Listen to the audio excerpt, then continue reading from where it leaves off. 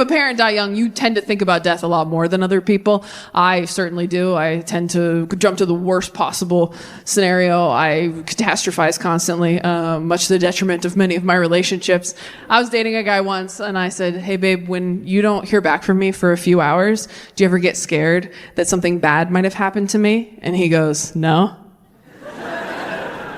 I get scared you're mad at me. Men would rather you be dead than mad at them. Men would rather be in mourning than in trouble. That's the truth.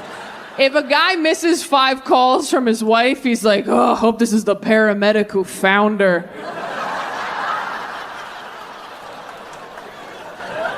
I also wish that joke didn't work. You know what's so funny to me about men who kill their wives? What? Well, just wait. What's so funny to me about men who kill their wives is like they think they're gonna get away with it. And it's like, dude, you've never planned a goddamn thing in your whole life. You've never made a dinner reservation and now you're gonna hide a body? This is quite the maiden voyage for event planning, dude. Maybe start with a potluck. I do think I've spent a lot of my life being really scared of death. I don't think the dating app thing is for me, by the way. I don't think I can do it. Is anyone in here on dating apps? Okay. Has anyone in here never been on a dating app? Oh, I don't care for that. Wish I hadn't asked. The smugness of those woos. I hated every second of that. If you've never been on a dating app, let me tell you what it's like. Every dating app profile, you get 6 photos of what look like 6 different human beings. And then you have to go and sit at a coffee shop and wait for them. Like, come on, picture number 3. Come on, picture number 3. And then he gets there and you're like, God damn it, it's 4. But you can't just leave. You got to sit there for 45 minutes, nodding and smiling, knowing you're going to ghost him later. You feel creepy. You feel like Haley Joel Osment in The Sixth Sense. Just like, oh, he doesn't know he's dead yet. Dating is so awkward, especially dating apps. A dating app date is not a blind date, but it is a nearsighted one, you know? The first date's easy. You get dinner, drinks, that's basic. But then they're like, this was fun. We should hang out again. What should we do? And you're like, well, shit, I'm not a person with hobbies or interests. I'm basically just a stack of frightened possums in a trench coat right now, doing an impression of someone I saw on the street 8 years ago. So then you gotta go home and get online like a loser, like date ideas 2023. We could bowl. You ever drive past a bowling alley? Like, at least stay open. Second dates, that's how. We could bowl or mini golf. Is laser tag a real thing? You're just doing shit church youth groups do? When they're trying not to touch each other? Just lace up those bowling shoes, my man. You're either gonna commit to me or Christ tonight. Can't finger these holes, you can finger those. Pick your ball. Pick your ball. I'm an introvert, and I think that's why dating's harder for me. Extroverts are better at dating because you like getting to know people. You're like into it for some reason. That's why I think you're better at casual sex. When you think about it, a one-night stand is really just meeting someone as hard as you possibly can. I've never been able to have casual sex as an introvert. I can't even relate to my male comic friends in green rooms when they're talking shop about road sex. They're like, yeah, I had sex with this girl and then kind of just lost interest after I came. I'm like, totally. That's how I feel after I poop in a Barnes & Noble. Right? Because it's like, I got what I came for. We can go. But those are my most fun friends to talk to. My friends who have casual sex regularly, I always want to hear their updates. I have a friend, she's on Tinder. I call her every Monday. I'm like, hey, how was your weekend? She goes, great. Remember that guy I told you about? He is so good at dirty talk, Taylor. I'm like, what's like good dirty talk, in your opinion? She goes, I was queer in the last couple of years. And, oh, thank you. Thank you. That's really nice of you. Because let me tell you, coming out as bisexual at 30 feels like saying to a waiter, by the way, it's my birthday.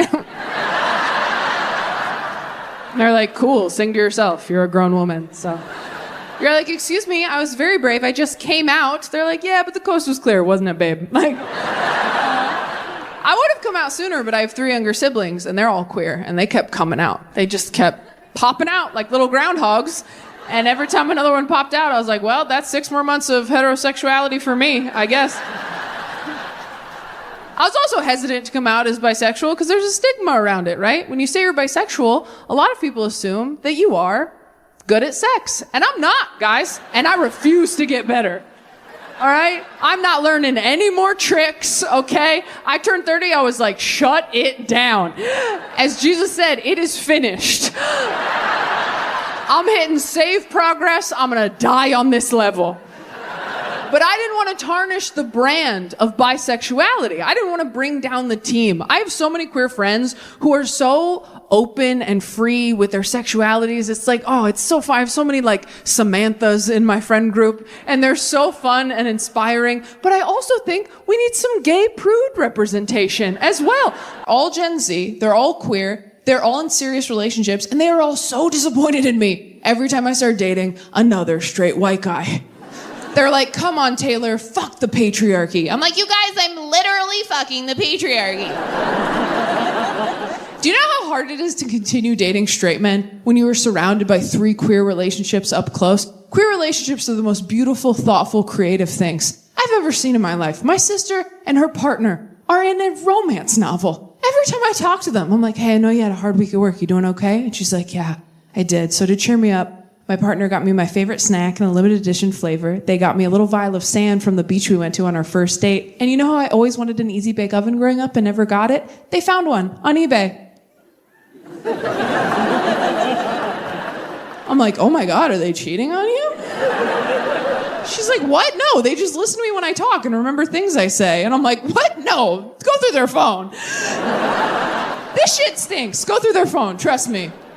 She's like, okay, how are you and your boyfriend doing, Taylor? I'm like, oh, we're good. My boyfriend bought me a hot dog because he wanted one, and I was there too.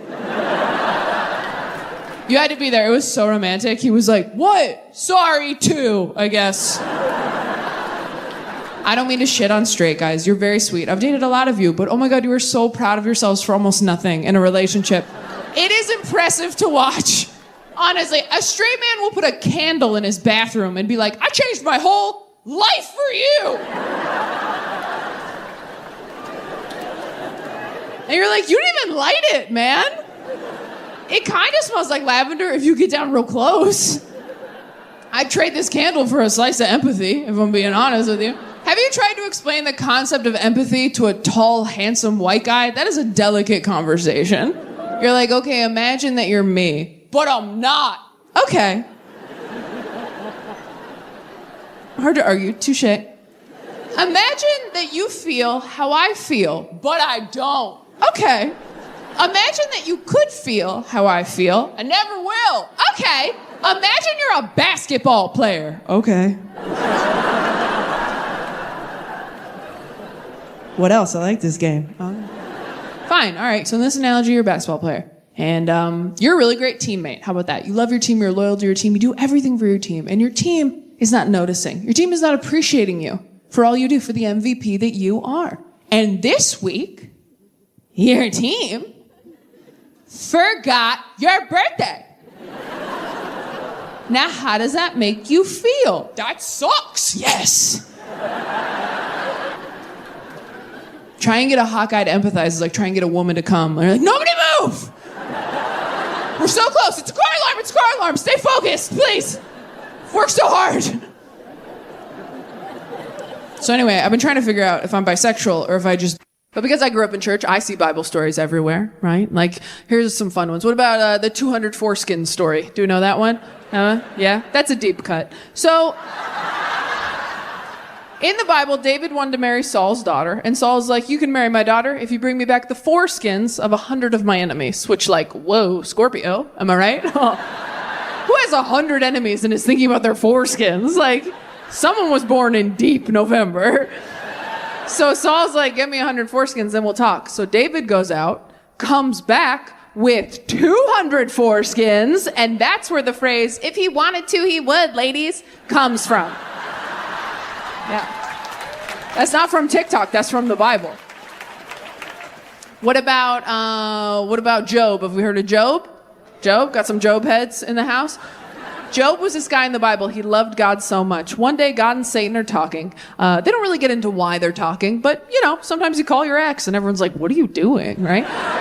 So God and Satan are kicking it for some reason. And Satan goes, hey, God, I noticed that Job loves you a lot. And God's like, yeah.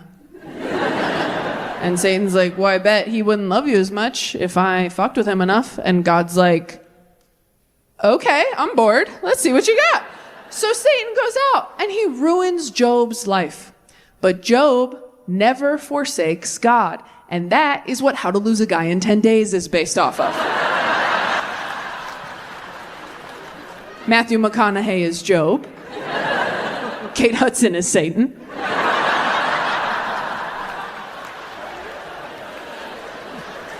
We had a basic ass pastor who stuck to 3 topics. He had 3 messages. You are forgiven. Marriage is hard. Merry Christmas. Like, those were the 3. I do feel for pastors on Christmas and Easter because those are big weeks at church, right? Those are recruitment weeks. That's when everybody comes out of the woodwork. That's when the decaf Christians swing by. You only see those motherfuckers twice a year, and you gotta blow their minds so hard with the extras that they upgrade their subscription to weekly. That's a lot of pressure. And as the pastor on Christmas and Easter, you can't get creative. You can't get weird with it. You can't do an acoustic set. You gotta play the hits. You gotta tell the stories, right? Easter's a better story than Christmas, in my opinion. If you don't know, Easter is the crucifixion and resurrection of Jesus Christ. It's where all of our merch is from. You've seen it. You've seen it. Dead guy up there, but tasteful, somehow very tasteful. Makes you think about your own death, like, ooh, hope I die in a way that looks good on jewelry, right? Think about it. When grandma died, were you like, ooh, slap her on an anklet? No, he's really doing it up there. I'll stop doing it. I'll stop doing it. We're all familiar. But Easter's a great story. There's a lot of action, right? It's the crucifixion, the resurrection. It's Jesus in his prime, early 30s, ripped. We betrayed him, we killed him, he's back. It's basically Twilight. It's a sexy, sexy story. I'm kidding. Twilight belongs to the Mormons. Don't take that from them, okay? They can't have caffeine. They need something to wake them up. Christmas is not as good a story. It's just not. The birth of Jesus, it starts off strong, right? An angel comes down from heaven, tells Mary, I know you're a virgin, but you're pregnant with the Son of God. Oh, shit. And then the angel has to go tell her boyfriend, Joseph, because believe women wasn't really a thing back then. So the angel's like, it's God in there, I promise. And then what? Then the angel leaves. Then it's just a long walk to a barn. That's most of Christmas, is just this right here. Jesus is barely in it. He comes in right at the end. He does 0 magic. It sucks. Jesus is basically the post-credit scene in a Marvel movie. It's trash. Sucks.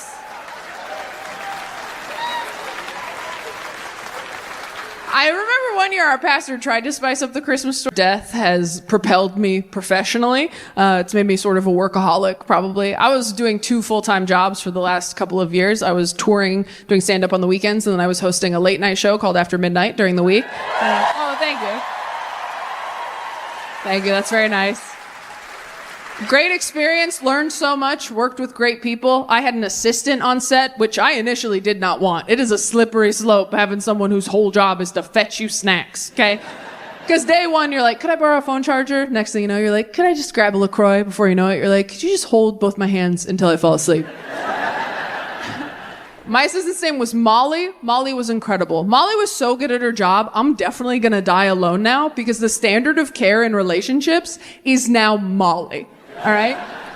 Here's how good Molly was at her job. My first day on the Paramount lot, I drive into the lot, I park in a reserved parking spot for me, and there's a big bush that's sort of growing in to the driver's side door, right? Nothing crazy, just enough to make it kind of hard to shimmy out, right? There's a few bees buzzing around, so I kind of did one of those before I was like, hey, nice to meet you, Molly. That's all that happened. I didn't complain about the bush. I didn't report the bush to anyone. Molly just witnessed the bush touch me a little. I drive onto the lot the next day, park in my spot, and the bush was gone. And I went, Molly, did you have them cut down? this bush? And she goes, yep, and I had them spray for bees. And I went, okay, no one fuck with Molly. She had that bush whacked, literally. I couldn't talk casual shit around her. I didn't know what she would do. I couldn't come in on a Tuesday like, Dave's kind of bugging me today, because I'd come in Wednesday like, hey, where's Dave? He's with the bees, Taylor.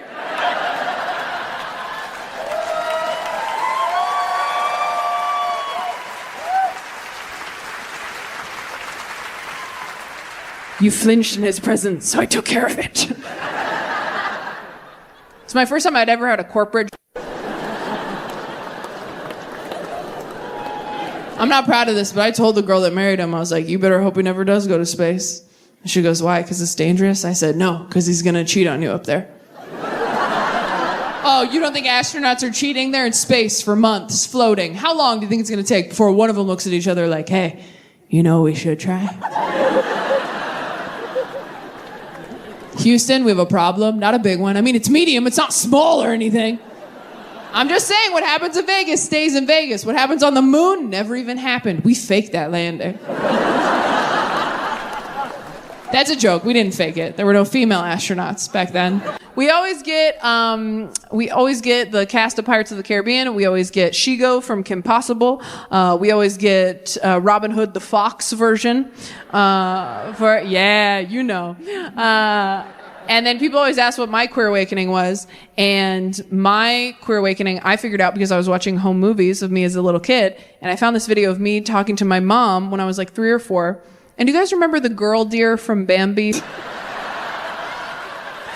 I'm kidding. They didn't do it. No, they didn't do the crucifixion on VeggieTales. They wouldn't do that. That's crazy. That's way too dark. Also, no arms. So who's gonna do the finale? What are they gonna do? Put baby carrots on Larry? That's insane. We can't do that.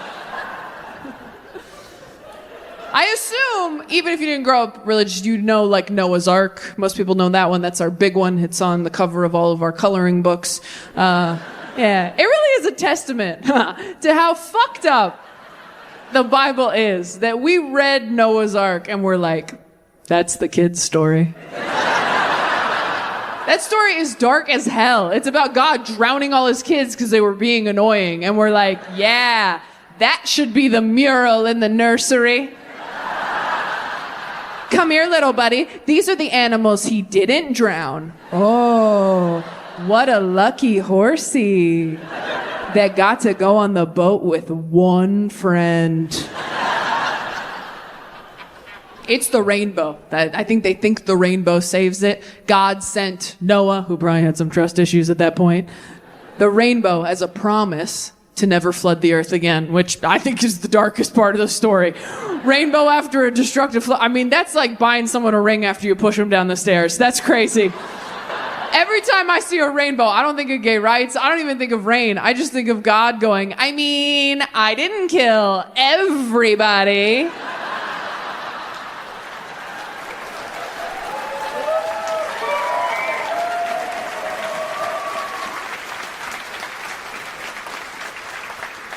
Some people don't even realize Noah's Ark's from the Bible. I've asked people, oh, do you know any Bible stories? They go, not one. I go, what about Noah? They're like, well, I know that one.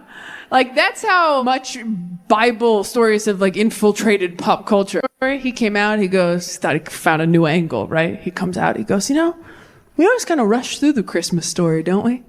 Since we all know it so well. But if you ever really stop to think about what this must have been like for Mary, and all the women were like, oh, and all the men were like, no. Which one's Mary again? Oh, are you talking about the vessel? You talking about the hole we put the Lord in? You talking about the Jesus jar? You talking about the Christ cubby? You talking about the Savior sack? You talking about the prophet pocket? We could keep going, but we have to move on. But that's a fun game to play to come down from the cousin fight, if you want. That Mary POV sermon went over so well for him that he came out the next year all excited. Like last year we talked about what it must have been like for Mary to find out she was pregnant with Jesus.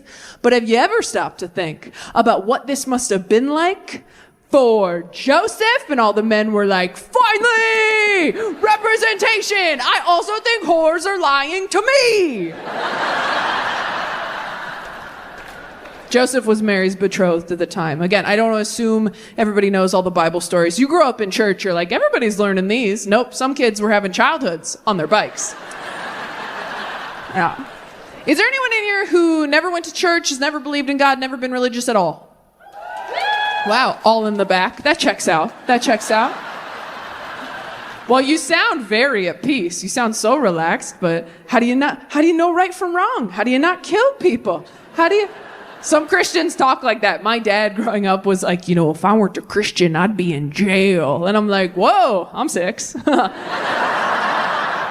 Let's do Goodnight Moon tomorrow instead of Dad's Dark Thoughts. Some Christians walk around like, yeah, if Sky Dad didn't have me on house arrest, there'd be some mud on my boots. And you're like, cool, let's only hang out in groups. But if you didn't grow up in church, you might not know a lot of Bible stories. You might not know any Bible stories. I won't put you on the spot, don't worry. I used to learn my lesson. One time I asked someone and they panicked and went, VeggieTales! I really wanted to marry. And when it didn't work out, I was devastated. I said, really? I didn't know about this. And my dad goes, I did. She talks about him all the time. And I was like, well, wait, who was this guy? What was his deal? And she goes, well, he was really cool, actually. He was an Alzheimer's scientist. And my dad goes, notice how that's not cured yet.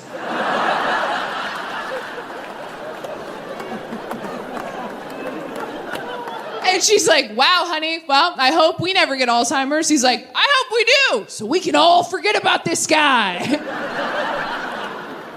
I used to be way too loose with who I asked relationship advice from. I used to ask people in the audience, total strangers. I asked a couple in the front row of a show once, 2 couples therapists who had married each other. Which, I know, you ever see like quadruple stuffed Oreos and you're like, enough, right? That is a hat on a hat. It's expensive. But I was like, wow, 2 off-duty couples therapists. You gotta ask them, right? I said, do you guys have any advice for people in relationships, maybe people who are fighting a lot? And they said, we do. You know how a lot of people have a safe word to stop sex? Everyone needs to have a safe word during fights. So I asked a married friend of mine, I said, do you guys have a safe word for fights? And he was like, what? I'm like, it's a word that when you say it during the fight, it stops the fight. And he goes, oh yeah, we have one of those. I said, really? What is it? He goes, cunt.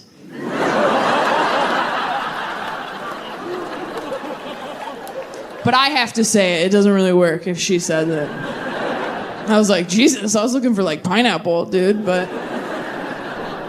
I used to ask people for relationship advice after breakups because I thought that was me working on myself, but it really wasn't. It was just me trying to figure out how to get into another relationship as quickly as possible so I wouldn't have to work on myself. The reason people don't want to be single for long periods of time is that once you're single for a little bit, you start to notice, ooh, some of the issues in my relationships are still here.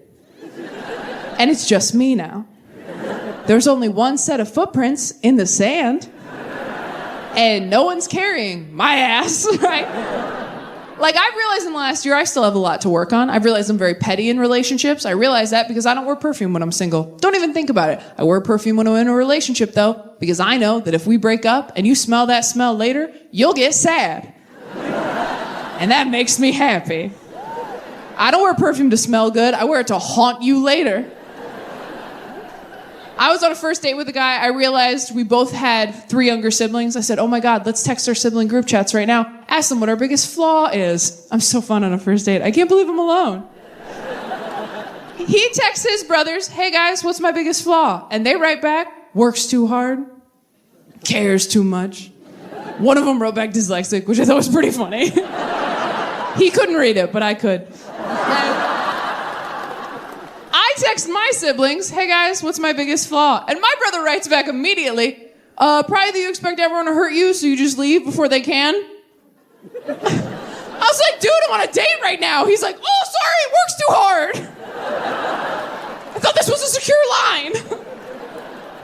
I'm a very emotional person. I'm a very emotional partner. I think I'm run by my emotions. Did you guys know that some people feel their feelings privately? Have you guys heard about this compartmentalizing bullshit? Some people apparently have these polite little feelings that shuffle up to them during the day, tug on their sleeve, like, hello, excuse me. I need to be felt at some point whenever you get a chance. And you're like, oh my God, well, I'm at work right now. And you're like, oh my God, you're at work? I'm so sorry.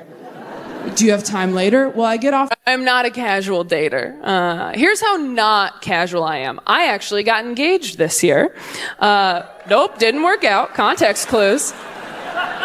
I would have expected better from you, front row. No, it's okay. It's all for the best. Didn't work out, just wasn't the right fit. But man, I learned a lot about myself in the process of getting engaged. First off, I didn't know what a basic bitch I was, who was gonna love being engaged that much. But something happened when that ring went on my finger. Something in my stupid lady lizard brain went... Level completed. And I just kind of floated through Target like... Oh, am I better than everybody? What's that? No, I don't need help. Someone loves me. I'll find the towels right after I cancel therapy. I'm all fixed. I wore that ring for 2 months. I never got used to it. It kept getting caught on stuff like sweaters and my freedom. Like, it was cumbersome.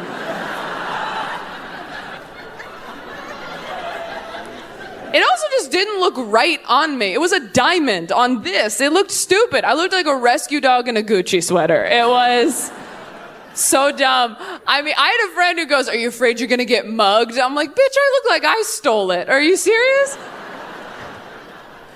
I knew I was too young to be getting married because people kept telling me that I was. I had so many people that were like, I got married at 25. Don't know if I'd do that again. I'm like, aren't you guys still together? They're like, yeah.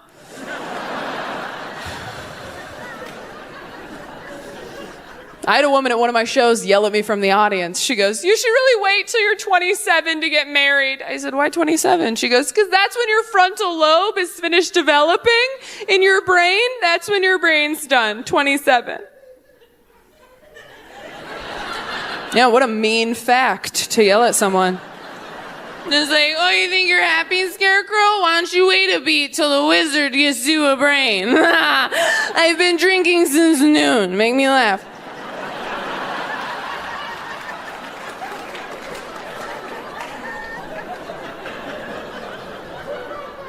But I Googled it, and that fact is real. And that fact is proof that God is a man, because who else would finish your boobs years before your brain? That's bullshit. You're telling me no one up in heaven's like, hey, God, are you going to finish the brain today? Because you keep putting it off, and it seems important. He's like, this is important!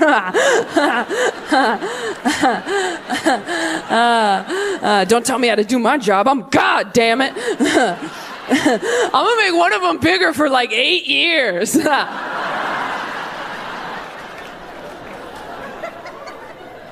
I'm sorry if you love God. That's what he's like.